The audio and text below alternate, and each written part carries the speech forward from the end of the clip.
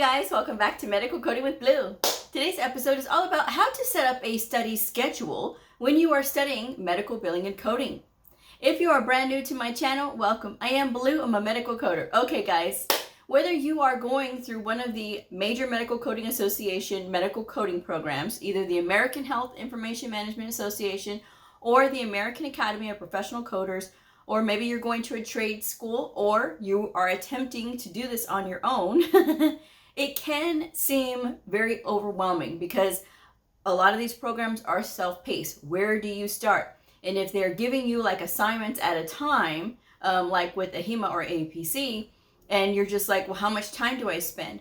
I always recommend spending no less than 20 hours per week. And it does not matter if you have come from a medical background. It does not matter if you have a full-time 40-hour-a-week job. To squirrel in 20 hours says that you are a serious student, that you are taking this seriously, because it is so much that we have to learn. So I always tell people when I'm talking about this, you have to have a beginning, a middle, and an end date. So if you are studying this, but you don't know when you're going to sit for your medical coding certification, this is part of the problem, because then it becomes of like, well, I don't know if I should study this first or that first, or, how should I set up my schedule? Give yourself an end date. You need to give yourself an end date, and you don't have to pay for your exam. Obviously, that would be too far out, but you do need to give yourself a absolute date that you are going to start sitting for that exam. So that way you know when to bring your studies to a close. So that way you have your start date, which is whenever you begin your program, or whenever your books and you're self-studying, and then you give yourself that end date. That end date will tell you how much time you're going to have with each course, because you can divide it up by, looking at the time that you have available. If you are going through 9 months, if you're going to do 9 months, then you give yourself a couple of months on anatomy and medical terminology, because you're going to need that time to learn that stuff. It is important. Before you ask me, I keep getting that question. I don't know why I get this question. Is medical terminology and anatomy important? Do you want to be able to read your doctor's notes? Because that's exactly what you need to know. And unless you have had experience with medical terminology and anatomy, then you're okay. But if you have none whatsoever, you need to spend the time to learn it. It is very important, okay? So that's something that cannot be skipped. It has to be done. And taking a couple of months is no big deal to learn that. But you can also do other things in that 2 months while you're learning your medical terminology and your anatomy. You can also incorporate learning and reading the ICD-10-CM coding guidelines, which are downloadable for free on the CMS website. So, and they're also available in the ICD-10-CM book. Every single one of them, all publishers usually do have the guidelines in the front of the book. Some I've seen they're in the back of the book. But anyway, read those coding guidelines once per week in their entirety. And before you complain and say, oh no, Blue, I can't. These exams, all the medical coding certification exams are all timed. So you need to work on your reading speed. You need to be fast with reading, okay? And so breaking it down little by little, it is going to help you increase your speed. Reading speed is like an exercise, right? It's like a muscle that you have to build. You can't just go in and think that you can start reading fast. Sometimes it takes a little bit of time, and sometimes you have to read things again. But if you're reading your coding guidelines once per week and pushing through the fact that you feel like it doesn't make sense and you don't understand, push through that feeling, because eventually it will. It's not going to make sense to you in the beginning, but eventually it will start to make sense. You just have to go through that pace and not be so impatient when you don't really understand what's happening. Keep going through it, okay? So start off by giving yourself an end date. When are you going to take your exam? Then you need to figure out this 20 hours during the week. Now, a lot of people will complain and tell me, oh, Blue, they'll send me letters afterward. Please save your email. They'll complain afterward. Oh, no, Blue, I have a full 40-hour-a-week job. I can't do 20 hours. I'm trying to set you guys up for success. It is possible to do it, do 20 hours a week of study with a full-time 40-hour-a-week job and other things that you have to take care of, okay? So it is possible. It's on you to make that dedication. Now, If you are driving to work, this is how I tell people to squirrel in their 20 hours, because it doesn't have to be all in one sitting, and it does not have to be for hours at a time. You do need to block off at least 1 hour, like max, to study at a time. Because when you're doing that, whether it's 30 minutes or whether it's up to an hour, it's giving your brain time to absorb the information that it's going to take in.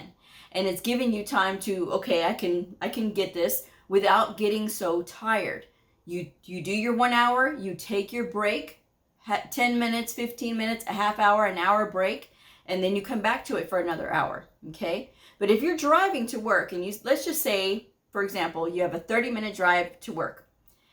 That's 30 minutes you can be listening, okay? And if you are studying, you can be listening to anatomy channels on YouTube in your vehicle, and you can take the time to just listen to them. You don't have to watch anything. You can just listen to these things. It is possible to be able to do that. There are also HIPAA channels on YouTube that you can listen to while you're in your car for 30 minutes. That's already 30 minutes you've started off with studying, okay?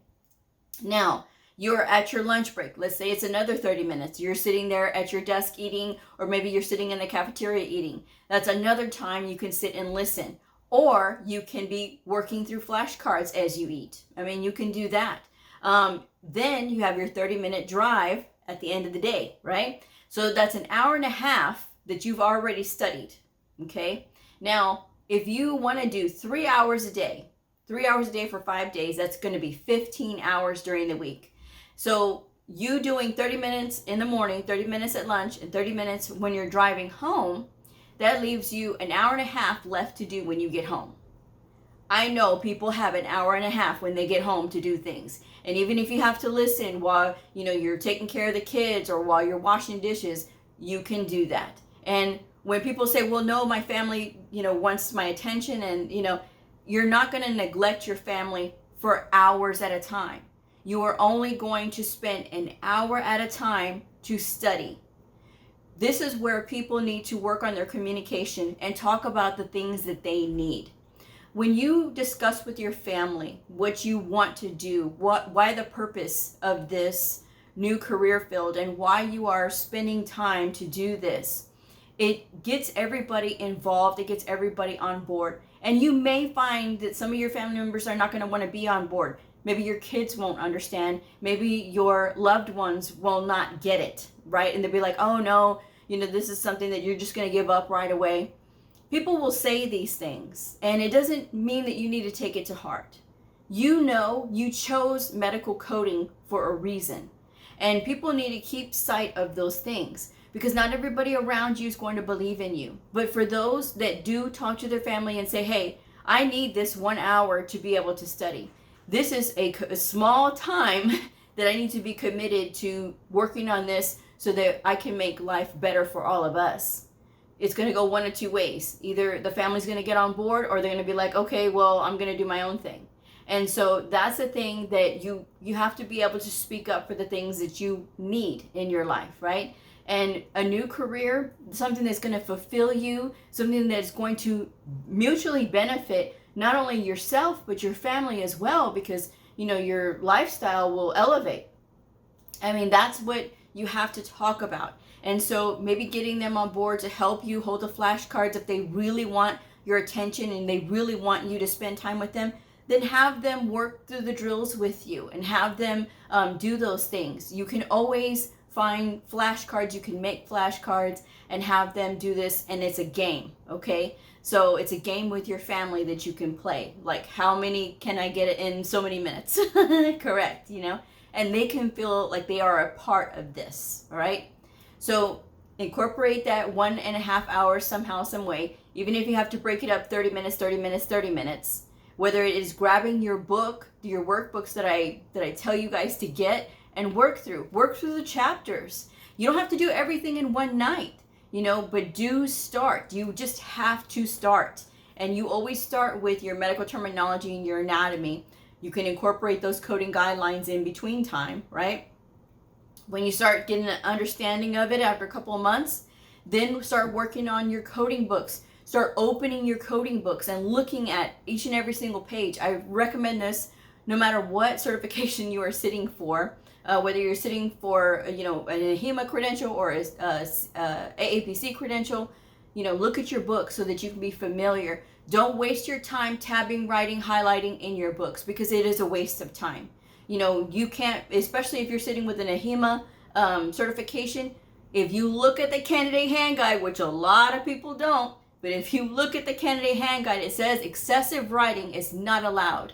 And it can be like you are going to be, like they're trying to think that maybe you might be trying to cheat. So that's the thing. You don't even want to have that. If you've been practicing with your book and you've been working on your speed, you're not even going to have time to look at those notes. Trust me, with those AHIMA exams, it's roughly 2 minutes per question. With AAPC, it's 2 minutes, 40 seconds per question. And if you think you're going to have time to read those notes and, oh, I'm going to have it all tabbed up and everything, you're wasting your time. And I talked to one lady, and she said that she spent close to 8 hours tabbing her book. And she said it did not help her at all. So that's just something, I didn't say that, she said that. But squirreling in that time and making sure that you are disciplined enough to get that 1.5 hours in somehow, some way in the evening, that will secure your 3 hours during the day for 5 days. That's 15 hours.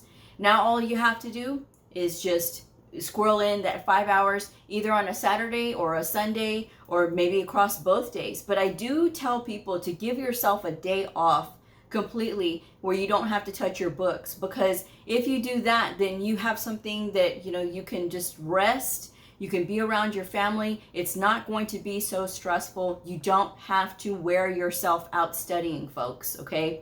If you make yourself disciplined this way, give yourself an end date when you want to take your exam, divide up the courses that you do have left. Start with anatomy, medical terminology, and reading your coding guidelines. And you read those coding guidelines once per week for the entire duration of your study. Trust me, just the ICD-10-CM guidelines alone, that's going to make you a faster reader. Yes, there are guidelines for PCS if you are sitting for the inpatient side. The CCS, the CCA, or the CIC. Yes, you can read those ICD-10 PCS coding guidelines. They are out there.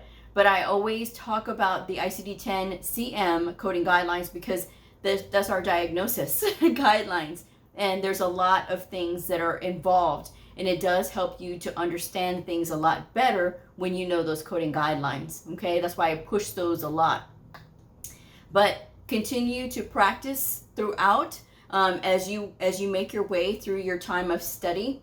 You do have to give yourself something to give you accountability that you are studying, because some people will say, well, Blue, I just don't have the motivation. I don't have somebody to tell me. No, this is something that you need to do for yourself. And if you need like an accountability coach, don't rely on Facebook medical coding groups, because they are the viper's nest of negativity. So I always tell people, look for a way to make yourself accountable. Now, I recently started telling people, if you've studied today, and today you've mastered as much as you can do, and maybe you don't hit 3 hours today, maybe you hit 2 hours, it's fine. Leave a blue heart on any one of my videos. Just leave a blue heart. And you don't have to say anything. You don't have to say I studied. You don't have to tell me what you studied. This tells me that you're studying. And if you say in your mind, well, I know I have to study because Blue is going to know because she's going to look for those blue hearts and she's going to know who's studying. That's right. And maybe if that's something that kind of help you get that, well, I have to be accountable here by leaving this blue heart every day so that she knows that I am studying. Hey, it's beneficial for you. And plus, I mean, I love blue hearts. But anyway, do this, guys. Work through the syllabus as I have it. Again, I'm going to leave it in the description box. Guys, when you're looking at my video, there's a little like a plus sign or something that you can, or like maybe it's a down arrow that you can look at, you can click on, and it'll bring up the description box. I always tell people, look in the description box, and sometimes I get like, I don't know what you mean by description box. The description box of all of the videos where you see where it starts where I'm talking about like the disclaimer and all this kind of thing, it'll say read more. You can hit that and all my information will come up there.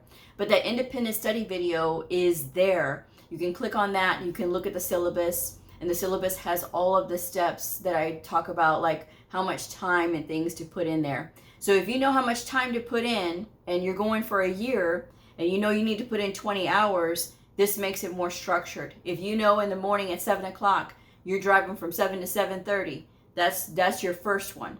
From 12 to 12:30 is your lunchtime. So that's your next 30 minutes. And then 5 to 5:30, you're driving. That's your next 30 minutes, all right? And so that's already an hour and a half. And then you get home and you do whatever you have to do.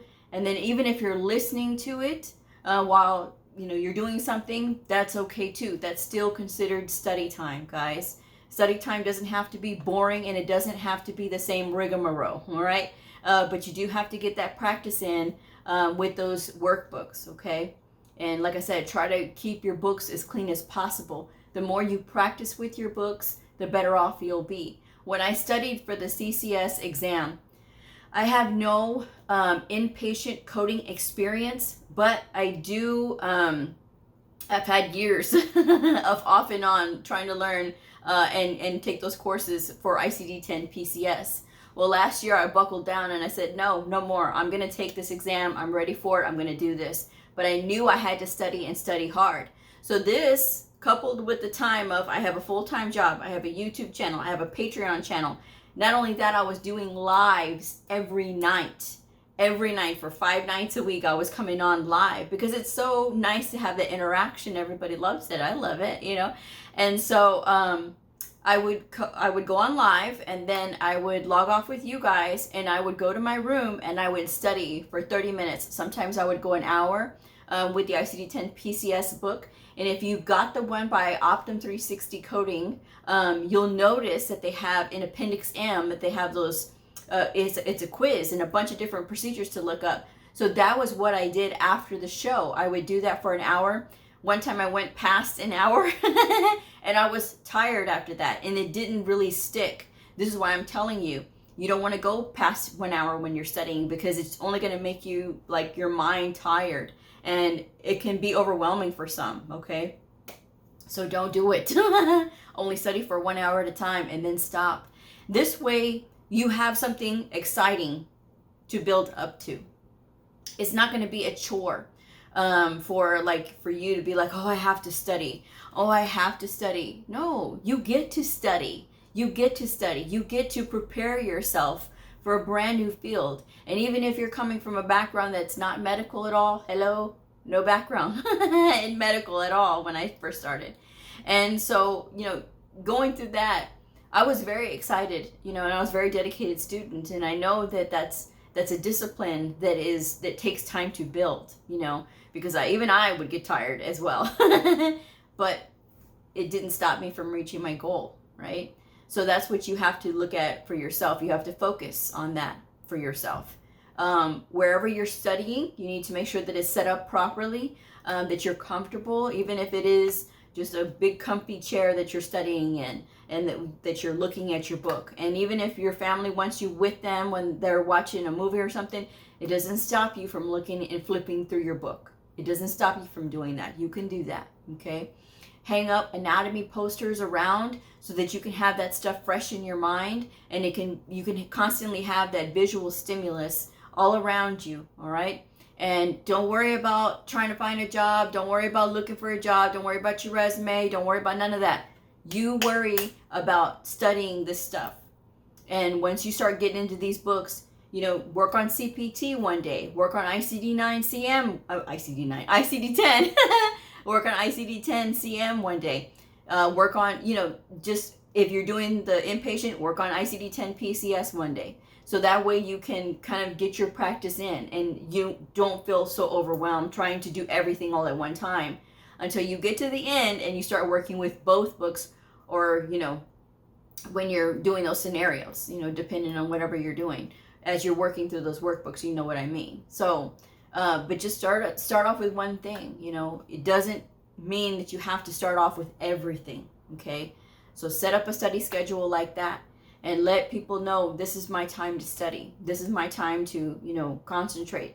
If you have to make sure that you put your phone in another room so that you can concentrate on what you're doing, that way you don't get distracted, then that's what you have to do. Because to sacrifice an hour of your time to study is nothing compared to a life where you are continuing to do the same thing, getting the same result, and being unfulfilled in your career, or being unfulfilled even with what you're doing for work. You know, you never want to be that way. You want to get to a point in life where you really enjoy what you do. I have said many times on my channel, since 2014, when I had my aha moment, is when I have felt like I am not working. And I feel like I have so much joy with what I do. And I have this because I have disciplined myself to being very regimented when it comes to studies. And even still, even back then in 2014, long before the channel, long before Patreon and YouTube came along, I was still studying. That's when I started to study and started to commit myself to, like, okay, you know, now I get this. And I read the New England Journal of Medicine, of all things. But it is a very good journal because this is like doctors talking to other doctors. And I like to be that fly on the wall because it helps me to understand them. And once you start to get that, the whole thing just opens up even more. But a lot of people have a very closed mindset in the beginning of, oh, well, this is a really good job. I can work at home and, you know, I can make all of this. No. If that's the reason that you're getting into it, you're getting into it for the wrong reasons. Get into it because you want something that's going to fulfill you, give you an intellectual challenge, and help you to grow, not only as a professional, but as an individual. I have grown a lot professionally and individually because of the things that I know that I have to learn. I have to learn really good communication skills. I have to learn different ways to keep myself motivated to study, because yeah, sometimes it does get a little like, I don't know if I want to do this right now, but then you're like, yeah, I need to do this. It's only better for me, right? So get yourself on a schedule. Start by doing those 3 hours a day for 5 days, and then you got 5 hours to do that you can scroll in on a Sunday or a Saturday. Give yourself an end date. That end date is very important, because if you don't have an end date and you say, well, maybe I'll do it next year, then you're not going to have that disciplined approach of like, okay, I need to get this done. I need to get this done. Give yourself deadlines. I want to get this, and be realistic. I want to get these done at this time. You know, I want to get this done at this time. And that's how you get going that way. But do it, stick with it. And if you miss a day, it's okay. Just come back to it the next day and keep going. That's all I got. So I'm going to go ahead and wrap this one up. Thank you guys so much for joining me. Please like, subscribe, and share, and I will see y'all next time. Bye.